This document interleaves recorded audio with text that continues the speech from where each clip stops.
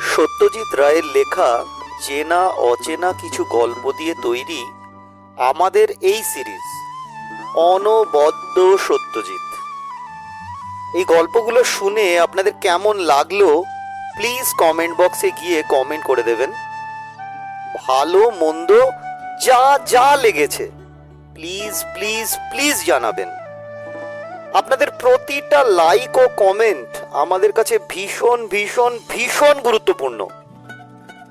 আমাদের দেখুন অতি সামান্য সেটআপ ও প্রায় না জানা এই প্রয়াসে ভুলভ্রান্তি তো থাকবেই না, অনেক থাকবে, তাই সেগুলো নিজ গুণে ক্ষমা করে দেবেন প্লিজ। আমরা চেষ্টা করব আরো আরো আরো ভালোভাবে অডিও স্টোরি টেলিংকে আকর্ষণীয় করে আপনাদের কাছে উপস্থাপন করার। তাই প্লিজ প্লিজ প্লিজ সাথে থাকবেন, পাশে থেকে আমাদের এই প্রয়াসকে আরো এগিয়ে নিয়ে যেতে সাহায্য করবেন। সকলকে অসংখ্য ধন্যবাদ। ওল্ড কোর্ট হাউস স্ট্রিটে তার আপিসের যেখানে বসে তুলসীবাবু কাজ করেন তার পাশেই জানলা দিয়ে পশ্চিম আকাশের অনেকখানি দেখা যায়। সেই আকাশে এক বর্ষাকালের সকালে যখন জোড়া রামধনু দেখা দিল, ঠিক তখনই তুলসীবাবুর পাশের টেবিলে বসা জগন্ময় দত্ত পানের পিক ফেলতে জানলার ধারে গিয়ে দাঁড়িয়েছেন। আকাশে চোখ পড়াতে ভদ্রলোক বাহ বলে তুলসীবাবুর উদ্দেশ্য করে বললেন, আর দেখে যান মশাই, এ জিনিস ডেইলি দেখবেন না। তুলসীবাবু উঠে গিয়ে আকাশপানে চেয়ে বললেন, কিসের কথা বলছেন? কেন? Double rainbow? অবাক হয়ে বললেন জগন্ময়বাবু। আপনি কি কালার ব্লাইন্ড নাকি মশাই? তুলসীবাবু জায়গায় ফিরে এলেন। এ জিনিসও কাজ ফেলে উঠে গিয়ে দেখতে হবে? একটার জায়গায় দুটো কেন, 25টা রামধনু উঠলেও তাতে আশ্চর্যের কি আছে কি জানি মশাই। লোয়ার সার্কুলার রোডে জোড়া গির্জা আছে তো, তাহলে তো তার সামনে গিয়ে হাঁ করে দাঁড়িয়ে থাকতে হয়, দেখতে হয়। অবাক হবার ক্ষমতাটা সকলের সমান থাকে না ঠিকই, কিন্তু তুলসীবাবুর মধ্যে আদৌ আছে কিনা সে বিষয়ে অনেকে সন্দেহ প্রকাশ করেন। আশ্চর্য বিশেষণটা তিনি কেবল একটি ব্যাপারেই প্রয়োগ করেন, সেটা হলো মনসুরের দোকানের মোগলাই পরোটা আর কাবাব। অবশ্য সে খবরটা তার সহকর্মী ও বন্ধু প্রদ্যোৎবাবু ছাড়া আর কেউ জানেন না। এমনি ধারা লোক বলেই হয়তো দণ্ডকারণ্যের জঙ্গলে কবিরাজি গাছগাছরা খুঁজতে গিয়ে একটা অতিকায় ডিমের সন্ধান পেয়েও তুলসীবাবু অবাক হলেন না। কবিরাজিটা তুলসীবাবু ধরেছেন বছর 15 হলো। বাবা ত্রৈলোক্য সেন ছিলেন নাম করা কবিরাজ। তুলসীবাবুর আসল রোজগার আরবাথনট কোম্পানির মধ্যপদস্থ কর্মচারী হিসাবে, কিন্তু পৈতৃক পেশাটাকে তিনি সম্পূর্ণ এড়াতে পারেননি। সম্প্রতি ঝোঁকটা একটু বেড়েছে, কারণ কলকাতার দুজন বিশিষ্ট ব্যক্তি তার ওষুধে আরাম পাওয়ার ফলে তিনি কিঞ্চিত খ্যাতি অর্জন করেছেন। এবার দণ্ডকারণ্যে আসার কারণ পিছনেও ছিল কবিরাজি। জগদলপুরের মাইল 30 উত্তরে এক পাহাড়ের গুহায় এক সাধু বাস করেন। তার সন্ধানে নাকি আশ্চর্য ভালো কবিরাজি ওষুধ আছে, এ খবর তুলসীবাবু কাগজে পড়েছেন। বিশেষত রক্তের চাপ কমানোর জন্য একটা ওষুধ আছে যেটা নাকি সর্পগন্ধার চেয়েও ভালো। তুলসীবাবু মাঝে মাঝে ব্লাড প্রেশারে ভোগেন, সর্পগন্ধায় বিশেষ কাজ দেয়নি, আর অ্যালোপ্যাথি হোমিওপ্যাথি তিনি মানেন না। এই অভিযানে তুলসীবাবুর সঙ্গে আছেন প্রদ্যোৎবাবু। তুলসীবাবুর বিস্ময়বোধের অভাবে প্রদ্যোৎবাবুর যে ধৈর্যচ্যুতি হয় না তা নয়। একদিন তো তিনি বলেই বসলেন, মশাই, কল্পনা শক্তি থাকলে মানুষ কোনো কোনো ব্যাপারে অবাক না হয়ে পারে না। আপনি চোখের সামনে ভূত দেখলেও বলবেন এতে আর আশ্চর্যের কি আছে? তুলসীবাবু শান্তভাবে জবাব দিয়েছিলেন, অবাক না হলে অবাক হওয়ার ভান করাটা আমার কাছে আদিক্ষেতা বলে মনে হয়। ওটা আমি পছন্দ করি না। কিন্তু তা সত্ত্বেও দুজনের পরস্পরের প্রতি একটা টান ছিল। জগদলপুরেরই একটা হোটেলে আগে থেকে ঘর ঠিক করে নবমীর দিন গিয়ে হাজির হলেন দুই বন্ধু। কলকাতা থেকে মাদ্রাজ মেলে বিজয়নগরম, সেখান থেকে আবার ট্রেন বদলে জগদলপুর। মাদ্রাজ মেলের 3 টিয়ার কামরায় দুটি বিদেশি ছোকরা উঠেছিল। তারা নাকি সুইডেনের অধিবাসী। তাদের মধ্যে একজন এত ঢ্যাঙা যে তার মাথা কামরার সিলিংয়ে ঠেকে যায়। প্রদ্যোৎবাবু হাইট জিজ্ঞাসা করাতে ছোকরাটি বলল 2 মিটার্স অ্যান্ড 6 সেন্টিমিটার্স, অর্থাৎ প্রায় 7 ফুট। প্রদ্যোৎবাবু বাকি পথ এই তরুণ দানবটির দিক থেকে চোখ ফেরাতে পারেননি। তুলসীবাবু কিন্তু অবাক হননি। তার মতে ওদের ডায়েটে এমন হওয়াটা নাকি কিছুই আশ্চর্যের না। প্রায় মাইল খানেক পথ জঙ্গলের মধ্যে দিয়ে হেঁটে 105 ফুট পাহাড় উঠে তবেই ধুমাই বাবার গুহায় পৌঁছানো হয়। বিশাল গুহা, 10 পা ভেতরে গেলেই দুর্ভেদ্য অন্ধকার। সেটা যে শুধু ধুমাই বাবার ধুনুচির ধোঁয়ায় তা নয়, এমনিতেই গুহায় আলো প্রবেশ করে না বললেই চলে। প্রদ্যোৎবাবু অপার বিস্ময়ে দেখছিলেন গুহার সর্বত্র স্ট্যালেকটাইট স্ট্যালেগমাইটের ছড়াছড়ি। তুলসীবাবুর দৃষ্টি সেদিকে নেই, কারণ তার লক্ষ্য কবিরাজি ওষুধ।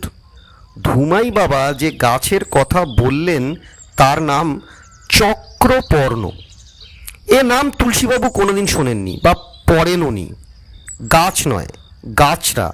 আর সে গাছরা নাকি কেবল দণ্ডকারণ্যের একটি বিশেষ জায়গায় ছাড়া আর কোথাও নেই। আর সেই জায়গাটারও একটা বিশেষত্ব আছে, সেটা তুলসীবাবু নাকি গেলেই বুঝতে পারবেন। কি বিশেষত্ব সেটা আর বাবাজি ভাঙলেন না।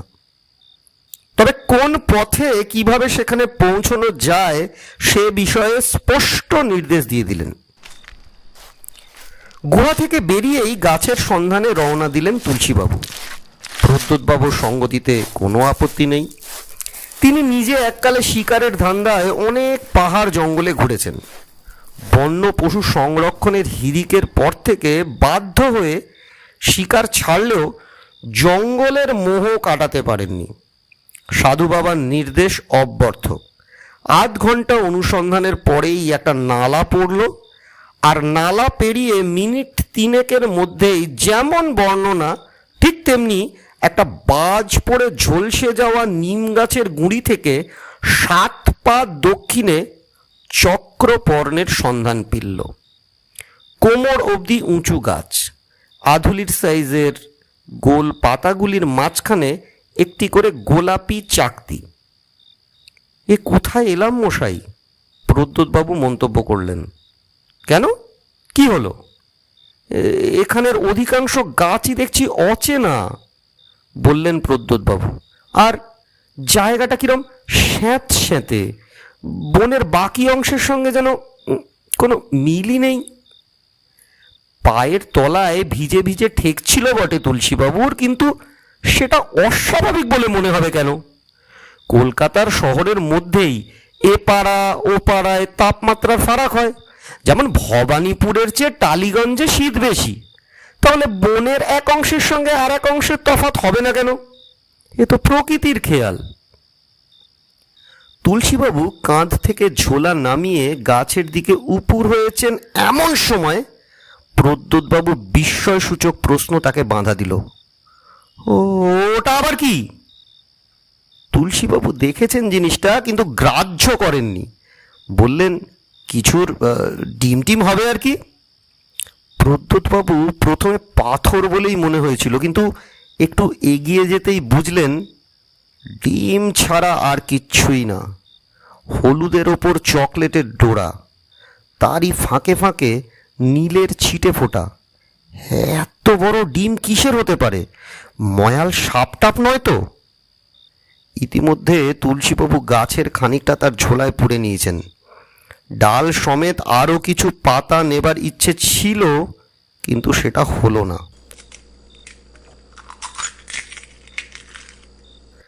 ডিম বাবাজি ঠিক সেই সময়ই ফুটবেন বলে মনস্থ করেছেন। খোলা চৌচির হবার শব্দটা শুনে প্রদ্যোৎবাবু চমকে পিছিয়ে গিয়েছিলেন। তারপর কৌতূহল সামলাতে না পেরে এগিয়ে এলেন। হ্যাঁ, ডিম ফুটেছে এবং শাবকের মাথা বাইরে বেরিয়ে এসেছে। সাপ নয়, কুমির নয়, কচ্ছপ নয়, পাখি। এবার ছানার সমস্ত শরীরটা বেরিয়ে এসে দুটো শীর্ণ ঠ্যাঙে ভর করে এদিক ওদিক চেয়ে দেখছে। আয়তন ডিমেরই অনুযায়ী, শাবক অবস্থাতেও দিব্যি একটা মুরগির সমান বড়। প্রদ্যোৎবাবু এককালে নিউ মার্কেটে পাখির সন্ধানে যাতায়াত ছিল। বাড়িতে পোষা বুলবুলি আছে, ময়না আছে, কিন্তু এত বড় ঠোঁট, এত লম্বা পা, গায়ের এমন বেগুনি রং, আর জন্মানো মাত্র এমন সপ্রতিভ ভাব তিনি কোনো পাখির মধ্যে দিয়ে দেখেননি। তুলসীবাবু কিন্তু ছানা সম্বন্ধে মনে কোনো কৌতূহল নেই। তিনি ইতিমধ্যে গাছের আরও বেশ খানিকটা অংশ ঝোলায় পুড়ে ফেলেছেন। প্রদ্যোৎবাবু এদিক ওদিক চেয়ে পাখিটার সম্বন্ধে একটা মন্তব্য না করে পারলেন না। আশ্চর্য, ছানা আছে অথচ মা নেই, বাপ নেই, অন্তত কাছাকাছির মধ্যে তো দেখছি না। ঢের আশ্চর্য হয়েছেন। ঝোলা কাঁধে নিয়ে বললেন তুলসীবাবু, 3টে বাজে, এরপর ঝপ করে সন্ধে হয়ে যাবে। প্রদ্যোৎবাবু কিছুটা ইচ্ছার বিরুদ্ধেই পাখি থেকে দৃষ্টি ঘুরিয়ে নিয়ে তুলসীবাবুর সঙ্গে হাঁটা শুরু করলেন। তাদের গাড়ি অপেক্ষা করছে যেখানে, সেখানে পৌঁছতে লাগবে প্রায় 8 ঘন্টা। পিছন থেকে শুকনো পাতার খসখসানি শুনে প্রদ্যোৎবাবু থেমে ঘাড় ঘোরালেন। ছানাটা পিছু নিয়েছে। ও মশাই! এবার তুলসীবাবুও থেমে পিছনে ফিরলেন। শাবকের দৃষ্টি সটান তুলসীবাবুর দিকে। গুটি গুটি পায়ে এগিয়ে এসে ছানাটা তুলসীবাবুর সামনেই থামল। তারপর গলা বাড়িয়ে তার বেমানান রকম বড় ঠোঁট দিয়ে তুলসীবাবুর ধুতির কোঁচার একটা অংশে কামড়ে দিয়ে সেইভাবেই দাঁড়িয়ে রইল। প্রদ্যোৎবাবু কাণ্ড দেখে এতই অবাক যে তার মুখ দিয়ে কথাই বেরোলো না। শেষটায় যখন দেখলেন তুলসীবাবু ছানাটাকে দুহাতে তুলে নিয়ে ঝোলায় পুরলেন, তখন আর চুপ থাকা যায় কি? কি করছেন মশাই? একটা নাম গোত্রহীন ধেড়ে পাখির ছানাকে থলেতে পুরে ফেললেন। কিছু একটা পোষার শখ হয়েছিল অনেক দিন থেকে। আবার হাঁটতে শুরু করে বললেন তুলসীবাবু, নেড়ি কুত্তা পোষে লোকে দেখেননি? তাদের গোত্রটা কি খুব একটা জাহির করার মতো ব্যাপার? প্রদ্যোৎবাবু দেখলেন পাখির ছানাটা তুলসীবাবুর দোলায়মান ঝোলা থেকে গলা বার করে মিটি মিটি এদিক ওদিক চাইছে।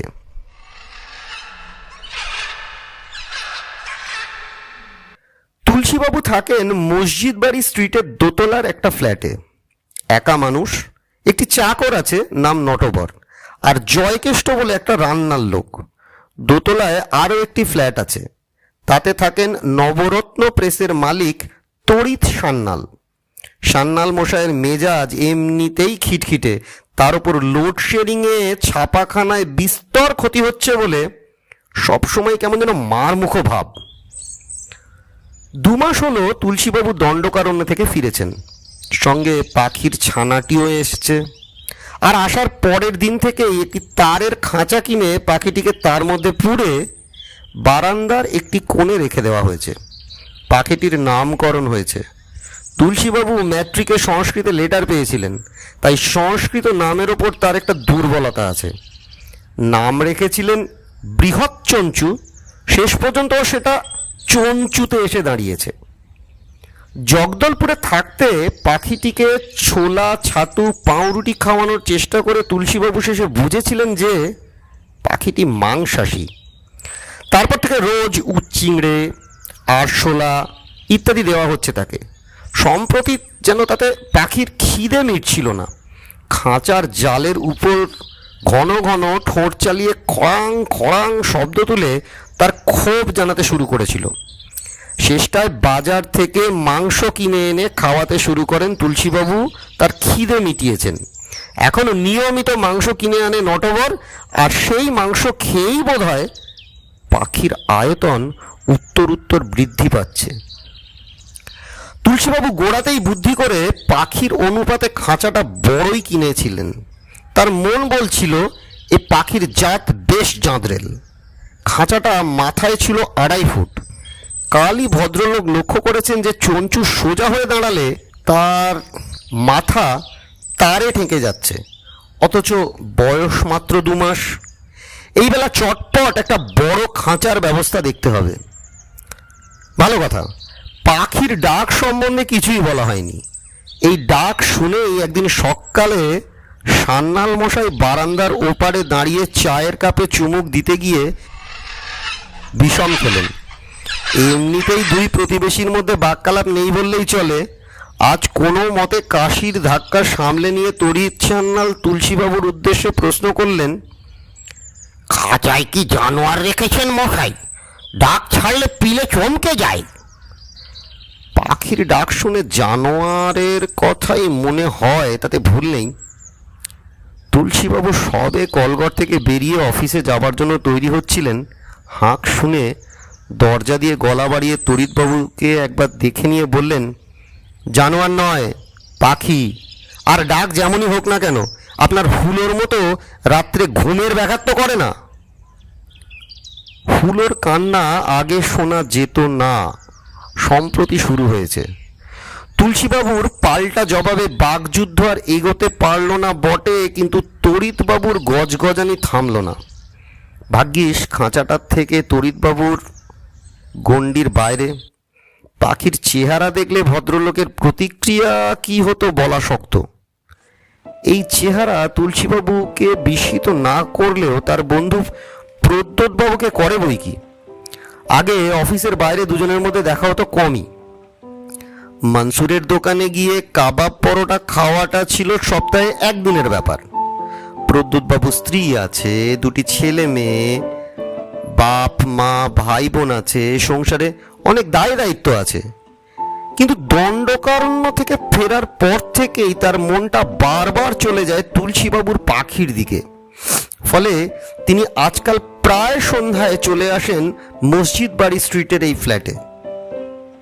পাখির দ্রুত আয়তন বৃদ্ধির সঙ্গে তার চেহারার পরিবর্তনও প্রদ্যোৎবাবুকে বিস্মিত করে।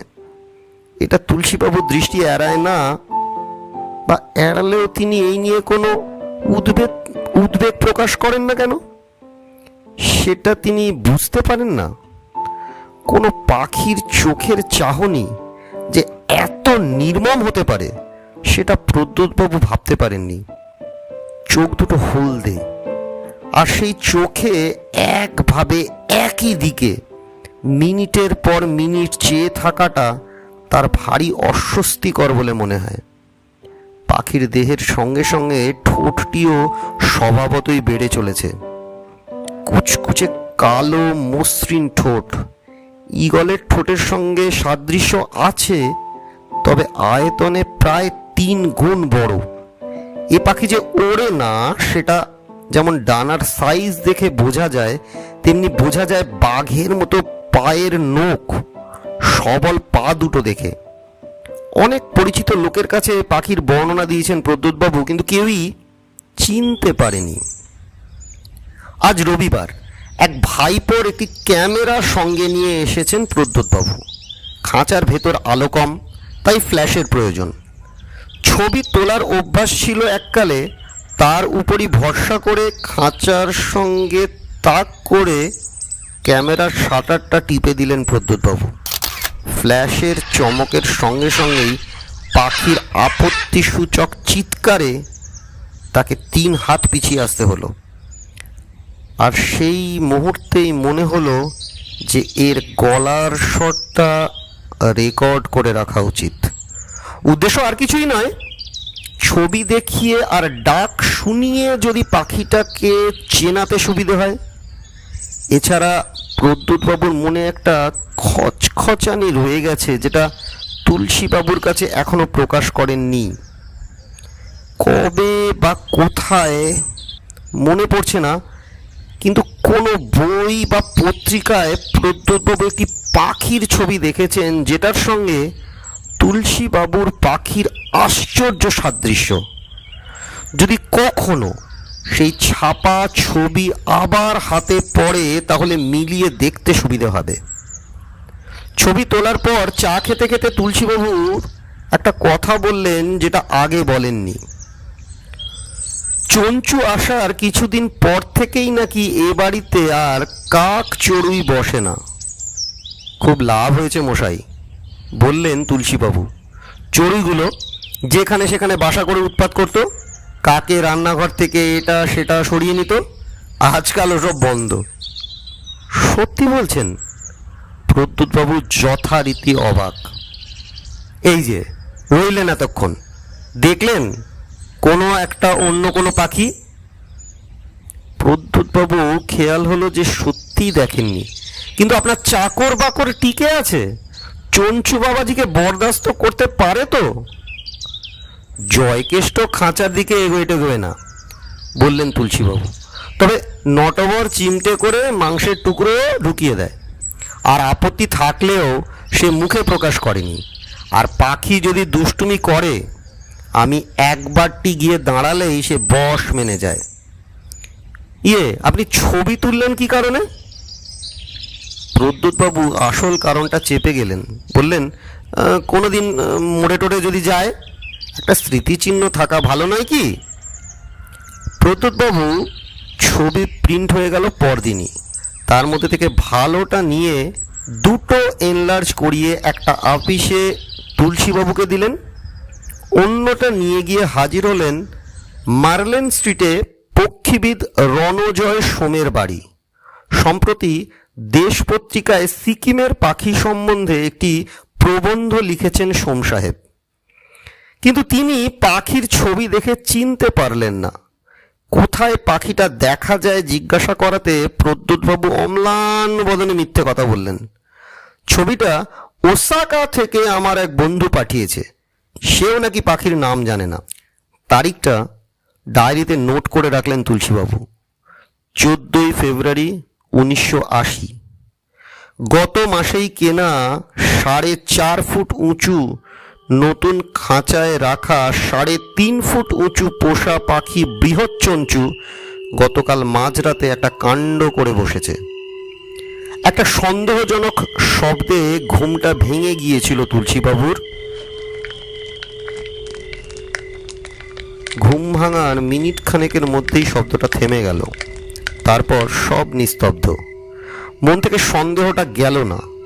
তুলসীবাবু মশারিটা তুলে খাট থেকে নেমে পড়লেন। জানলা দিয়ে জ্যোৎস্না এসে পড়ছে ঘরের মেঝেতে। তার আলোতে চটি জোড়ায় পা গলিয়ে নিয়ে বেরিয়ে পড়লেন বারান্দায়। টর্চের আলো খাঁচাটার উপর পড়তেই দেখলেন নতুন খাঁচার মজবুত তার ছিঁড়ে দিব্যি একটা বেরোনোর পথ তৈরি হয়ে গেছে। খাঁচাও বেশি খালি। টর্চের আলো ঘুরে গেল বারান্দার উল্টো দিকে। চঞ্চু নেই।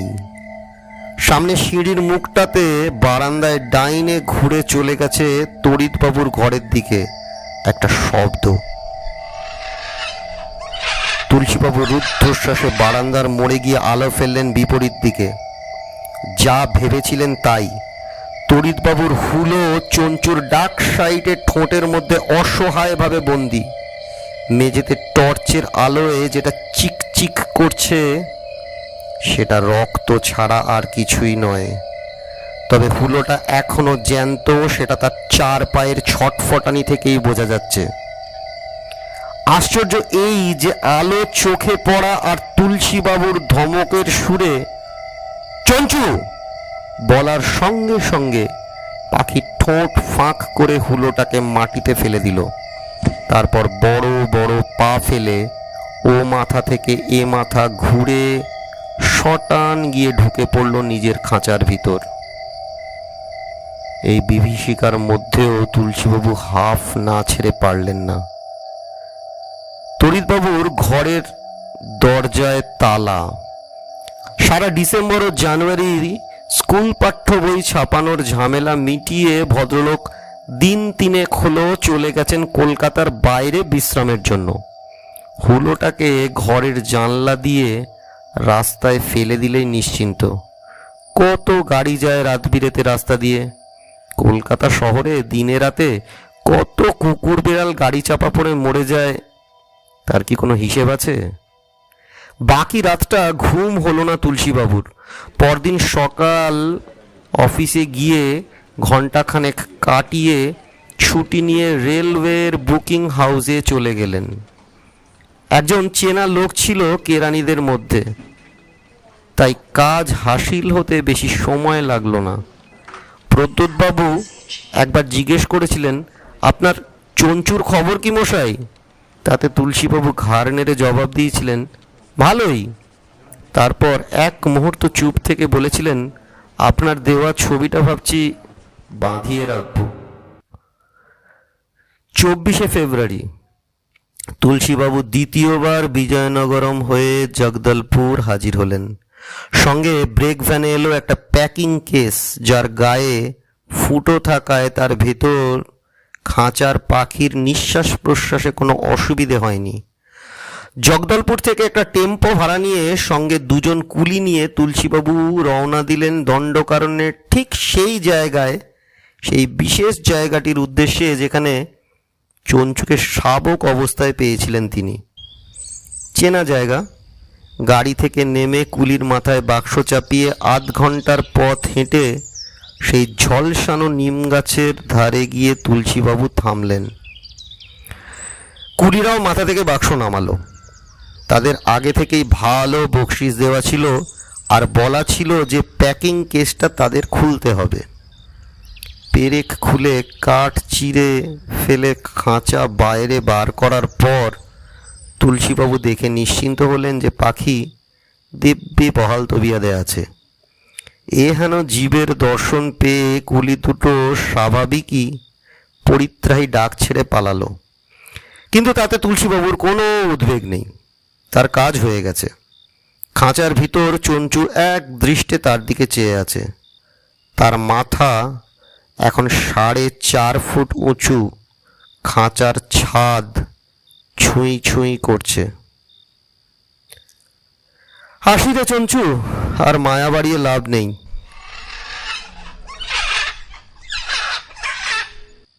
তুলসীবাবু একটা ছোট্ট দীর্ঘশ্বাস ফেলে টেম্পোর উদ্দেশ্যে রওনা দিলেন। প্রদ্যোৎবাবু বন্ধুর কথায় কান দেননি। তুলসীবাবু কোথায় যাচ্ছেন আপিসে কাউকে বলে যাননি, এমনকি প্রদ্যোৎবাবুকেও নয়। পাওনা থেকে 5 দিন ছুটি নিয়ে মাঝ সপ্তাহে বেরিয়ে পড়ে সোমবার আবার আপিসে হাজিরা দেবার পর প্রদ্যোৎবাবু স্বাভাবিকভাবে জিজ্ঞাসা করলেন, এই আকস্মাৎ অন্তর্ধানের কারণ? তুলসীবাবু সংক্ষেপে জানালেন, নৈহাটিতে তার এক ভাগ্নির বিয়ে ছিল। এর দিন 15 পর প্রদ্যোৎবাবু একদিন তার বন্ধুর বাড়িতে গিয়ে খাঁচা সমেত পাখি উধাও দেখে ভারী অবাক হলেন। জিজ্ঞাসা করে উত্তর পেলেন, পাখি আর নেই। প্রদ্যোৎবাবুর মনটা খচখচ করে উঠল। তিনি নেহাতি হালকাভাবে বলেছিলেন যে পাখি মরে যাবার কথা। এভাবে এই এত অল্প দিনের মধ্যেই কথাটা ফলে যাবে সেটা তিনি ভাবতে পারেননি। দেওয়ালে তারই তোলা চঞ্চুর ছবি টাঙানো রয়েছে। তুলসীবাবুও কেমন জানি নিঝুম ভাব। সব মিলিয়ে প্রদ্যোৎবাবুর মনটা খারাপ হয়ে গেল। যদিও বন্ধুর মনে কিছুটা ফুর্তি আনা যায়, তাই বললেন, অনেকদিন মনসুরে যাওয়া হয়নি মশাই, চলুন কাবাব খেয়ে আসি। ওসবে আর রুচি নেই, বললেন তুলসীবাবু। প্রদ্যোৎবাবু আকাশ থেকে পড়লেন, সে কি মশাই, কাবাবে অরুচি? আপনার কি শরীর টরীর খারাপ হলো নাকি? আপনার তো এত রকম ওষুধ জানা আছে, একটা কিছু খান। সেই সাধু বাবা যে পাতার সন্ধান দিল, তাতে ফল হয়নি, দেখেছেন? তুলসীবাবু জানালেন যে সেই পাতার রস খাবার পর থেকে তার রক্তের চাপ একদম স্বাভাবিক হয়ে গেছে। আর এটাও বললেন না যে যতদিন পাখি ছিল ততদিন চক্রপর্ণের গুণ পরীক্ষা করার কথা তার মাথাতেই আসেনি। এই সবে দিন 10 হলো তিনি আবার কবিরাজিতে মন দিয়েছেন। ভালো কথা। চক্রপর্ণ বলতে মনে পড়ল, আজ কাগজে দণ্ডকারণ্যের খবরটা পড়েছেন? বললেন প্রদ্যোৎবাবু। কি খবর? তুলসীবাবু কাগজ রাখেন, কিন্তু সামনের পাতার বেশি আর এগোনো হয় না। কাগজটা হাতের কাছে এই টেবিলের ওপর ছিল। প্রদ্যোৎবাবু খবরটা বার করে দিলেন। বেশ বড় হরফেই শিরোনাম রয়েছে, দণ্ডকারণ্যের বিভীষিকা। খবর বলছে গত 10 দিন ধরে দণ্ডকারণ্যের আশেপাশে অবস্থিত গ্রাম থেকে নানান রকম গৃহপালিত পশু, হাঁস, মুরগি ইত্যাদি কোনো এক জানোয়ারের খাদ্যে পরিণত হতে শুরু করেছে। দণ্ডকারণ্যে বাঘের সংখ্যা কমই, তবে এ যে বাঘের কীর্তি নয় তার প্রমাণ পাওয়া গেছে। বাঘ খাদ্য টেনে নিয়ে যায়, এ জানোয়ার তা করে না। তাছাড়া আধ খাওয়া গরু, বাছুর ইত্যাদি দেখে বাঘের কামড়ের সঙ্গে এ জানোয়ারের কামড়ের পার্থক্য ধরা পড়ে। মধ্যপ্রদেশ সরকার কর্তৃক নিয়োজিত 2জন বাঘা শিকারী 1 সপ্তাহ অনুসন্ধান করেও এমন কোনো জানোয়ারের সন্ধান পাননি যার পক্ষে এমন হিংস্র আচরণ সম্ভব। এই ঘটনাকে কেন্দ্র করে গ্রামবাসীদের মধ্যে বিষম আতঙ্কের সৃষ্টি হয়েছে। একজন গ্রামবাসী নাকি দাবি করে সে নাকি রাত্রে তার গোয়াল থেকে একটি দ্বিপদ বিশিষ্ট জীবকে ঝড়ের বেগে পালাতে দেখেছে। তারপরেই সে তার গোয়ালে গিয়ে তার মহিষকে মৃত অবস্থায় দেখতে পায়। মহিষের তলপেটের বেশ খানিকটা অংশ নাকি খুবলে খাওয়া হয়েছিল। তুলসীবাবু খবর পড়ে কাগজটা ভাঁজ করে আবার টেবিলের ওপর রেখে দিলেন। এটাও কি আপনার কাছে অবাক কাণ্ড বলে মনে হচ্ছে না? প্রদ্যোৎবাবু প্রশ্ন করলেন। তুলসীবাবু মাথা নাড়লেন, অর্থাৎ তিনি বিস্মিত হননি। এর 3 দিন পর প্রদ্যোৎবাবুর জীবনে একটা আশ্চর্য ঘটনা ঘটে গেল। তিনি সকালে চায়ের কাপে মুখ দিতে গিয়ে দেখেন স্ত্রী প্লেটে নতুন প্যাকেট থেকে বার করা 3খানা ডাইজেস্টিভ বিস্কুট রেখেছেন। সেদিকে চোখ পড়াতেই প্রদ্যোৎবাবুর হঠাৎ কেমন যেন অন্যমনস্ক হয়ে গেলেন। আর তারপরেই তার হৃদস্পন্দন বেড়ে গেল। মিনি বাসে করে একডালিয়া রোডে তার কলেজের বন্ধু অনিমেষের কাছে যখন পৌঁছলেন তখন তার নাড়ি চঞ্চল। বন্ধুর হাত থেকে খবরের কাগজটা ছিনিয়ে নিয়ে পাশে ফেলে দিয়ে রুদ্ধশ্বাস কণ্ঠে বললেন, তোর রিডার্স ডাইজেস্টগুলো কোথায়? চট করে বল, বিশেষ দরকার। অন্য অনেকের মতোই অনিমেষ সরকারের প্রিয় পাঠ্যপুস্তক হলো রিডার্স ডাইজেস্ট পত্রিকা। বন্ধুর আচরণে বিস্ময় প্রকাশ করার সময়ও পেলেন না তিনি। উঠে গিয়ে বুকশেলফের তলার তাক থেকে 1 গোছা পত্রিকা বার করে নিলেন টেনে। কোন মাসেরটা চাচ্ছিস? ঝড়ের বেগে এ সংখ্যা ও সংখ্যা উল্টে দেখে অবশেষে যা খুঁজছিলেন প্রদ্যোৎবাবু পেয়ে গেলেন। এই চেহারা, এক্স্যাক্টলি। একটি পাখির ছবির ওপর আঙুল রেখেছেন প্রদ্যোৎবাবু। জ্যান্ত পাখি নয়, শিকাগো ন্যাচারাল হিস্ট্রি মিউজিয়ামে রাখা একটি পাখির আনুমানিক মূর্তি। হাতে বুরুশ নিয়ে মূর্তিটিকে পরিষ্কার করছে মিউজিয়ামেরই এক কর্মচারী। অ্যান্ডাল গ্যালার্নিস নামটা পড়ে বললেন প্রদ্যোৎবাবু, অর্থাৎ টেরর বার্ড, ভয়াল পাখি। আয়তন বিশাল, মাংসাশী, ঘোড়ার চেয়েও দ্রুতগ্রামী আর অসম্ভব হিংস্র। প্রদ্যোৎবাবুর মনে যে সন্দেহটা উঁকি দিয়েছিল সেটা সত্যি বলে প্রমাণ হলো যখন পরদিন তুলসীবাবু অফিসে এসে বললেন যে তাকে আরেকটিবার দণ্ডকারণ্যে যেতে হবে এবং তিনি খুব খুশি হবেন যদি প্রদ্যোৎবাবু তার সঙ্গে যান, হাতিয়ার সমেত। ট্রেনে রিজার্ভেশন পাওয়া মুশকিল হতে পারে, কিন্তু তাতে পেছপা হলে চলবে না, ব্যাপারটা অত্যন্ত জরুরি। প্রদ্যোৎবাবু রাজি হয়ে গেলেন। অ্যাডভেঞ্চারের উৎসাহে দুই বন্ধু ট্রেন যাত্রার গ্লানি অনুভব করলেন না। প্রদ্যোৎবাবু যে রিডার্স ডাইজেস্টে পাখিটার কথা পড়েছেন সেটা আর বললেন না, সেটা বলার ঢের সময় আছে। তুলসীবাবু সবই বলে দিয়েছেন তাকে, আর তার সঙ্গে সঙ্গে কিঞ্চিত রহস্য করেছেন এটাও বলে যে পাখিকে মারার প্রয়োজন হবে না বলে তিনি মনে করেন না, বন্দুক নিতে বলেছেন শুধু সাবধান হবার জন্য। প্রদ্যোৎবাবু বন্ধুর কথায় কান দেননি। অবস্থা বুঝে ব্যবস্থা করতে হবে তাকে, এটা তিনি স্থির করে নিয়েছেন। গত রোববার কাগজে খবর বেরিয়েছে এই যে নৃশংস প্রাণীটাকে যে হত্যা করতে পারবে মধ্যপ্রদেশ সরকার তাকে 5,000 টাকা পুরস্কার দেবেন। এই প্রাণী এখন নরখাদকের পর্যায়ে এসে পৌঁছেছে। একটি কাঠুরের ছেলে সম্প্রতি তার শিকারে পরিণত হয়েছে। জগদলপুরে পৌঁছে বন বিভাগের কর্তা মিস্টার তিরুমালাইয়ের সঙ্গে কথা বলে শিকারের অনুমতি পেতে অসুবিধে হলো না। তবে তিরুমালাই সতর্ক করে বললেন যে স্থানীয় কোনো লোককে সঙ্গী হিসাবে পাওয়া যাবে না। কোনো লোকই ওই বনের ত্রিসীমানায় যেতে রাজি হচ্ছে না।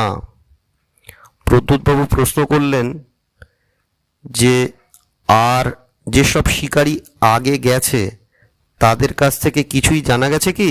তিরুমালাই গম্ভীর হয়ে গেলেন, বললেন, এ পর্যন্ত 4 জন শিকারী প্রাণীটির সন্ধানে গিয়েছিল। প্রথম 3 জন বিফল হয়ে ফিরে এসেছে, 4র্থ জন ফেরেননি। ফেরেননি?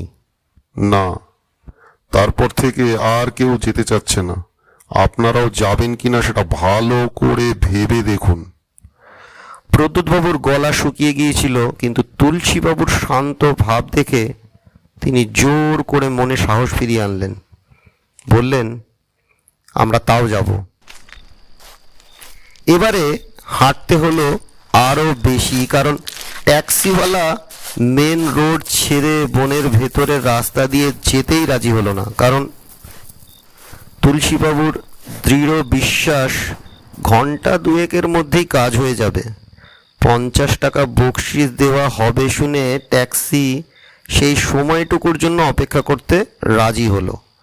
দুই বন্ধু গাড়ি থেকে নেমে বনের সেই বিশেষ অংশটির উদ্দেশ্যে রওনা দিলেন।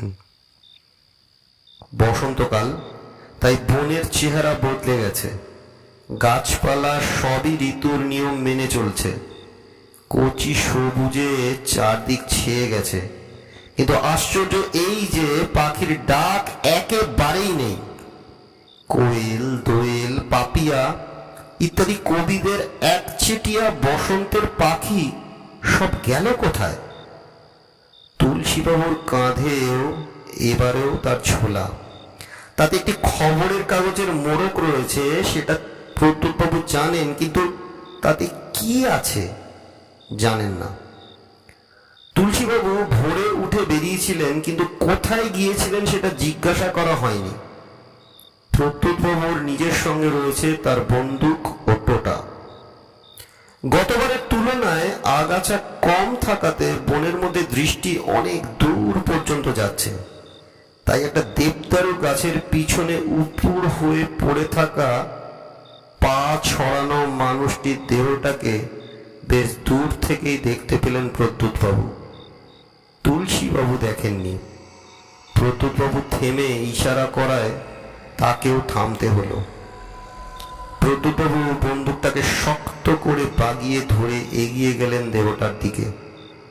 তুলসীবাবুর ভাব দেখে মনে হলো এ ব্যাপারে তার বিশেষ কৌতূহল নেই। অর্ধেক পথ গিয়ে প্রদ্যোৎবাবু ফিরে এলেন। আপনি ফ্যাকাশে হয়ে গেলেন যে মশাই, বললেন তুলসীবাবু। এ তো সেই চতুর্থ শিকারী। তাই হবে, ধরা গলায় বললেন প্রত্যুৎবাবু। তবে লাশ শনাক্ত করা মুশকিল হবে, মুন্ডুটাই নেই। বাকি পথটা দুজনে কেউই কথা বললেন না। সেই নিম গাছটার কাছে পৌঁছতে লাগলো 1 ঘন্টা, অর্থাৎ মাইল 3 হাঁটতে হয়েছে।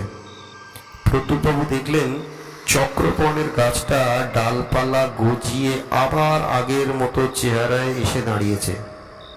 চঞ্চু, চঞ্চু! প্রত্যুৎবাবুর এই সংকটের মুহূর্তেও হাসি পেল, কিন্তু তারপরে মনে হলো তুলসীবাবুর পক্ষে এটাই স্বাভাবিক। এই রাক্ষুসে পাখি যে তার পোষ মেনেছিল সেটা তো তিনি নিজেই দেখেছেন। বনের পূর্ব দিকের পাহাড় থেকে বারবার তুলসীবাবুর ডাক প্রতিধ্বনিত হতে লাগলো। চঞ্চু, চঞ্চু, চঞ্চু! মিনিট 5 ডাকার পর প্রত্যুৎবাবু দেখলেন যে বেশ দূরে গাছপালার ঝোপঝাড়ের ফাঁক দিয়ে কি যেন একটা তাদের দিকে এগিয়ে আসছে, এবং এতই দ্রুত গতিতে যে তার আয়তন প্রতি মুহূর্তেই বেড়ে চলেছে। এবার আর সন্দেহের কোনো কারণ নেই, ইনি সেই ভয়াল পাখি। প্রত্যুৎবাবু অনুভব করলেন তার হাতের বন্দুকটা হঠাৎ যেন ভারী বলে মনে হচ্ছে। প্রয়োজন ওটা ব্যবহার করতে পারবেন কি? চঞ্চু গতি কমিয়ে একটা ঝোপ ভেদ করে বড় বড় পা ফেলে এগিয়ে এলো। অ্যান্ডাল গ্যালারনিস নামটা মনে থাকবে প্রত্যুৎবাবুর। মানুষের সমান উঁচু পাখি। উট পাখিও লম্বা হয়, তবে সেটা প্রধানত তার গলার জন্য। এ পাখির পিঠই তুলসীবাবুর মাথা ছাড়িয়ে গেছে, অর্থাৎ 1 মাসে পাখির উচ্চতা বেড়েছে প্রায় 1.5 ফুট। গায়ের রঙও বদলেছে, বেগুনির ওপর কালোর ছোপ ধরেছে, আর জ্বলন্ত হলুদ চোখের ওই দৃষ্টি পাখির খাঁচাবন্দি অবস্থায় প্রত্যুৎবাবু সহ্য করতে অসুবিধে হয়নি, কিন্তু এখন সে চোখের দিকে চাওয়া যায় না। পাখির দৃষ্টি সটান তার প্রাক্তন মালিকের দিকে।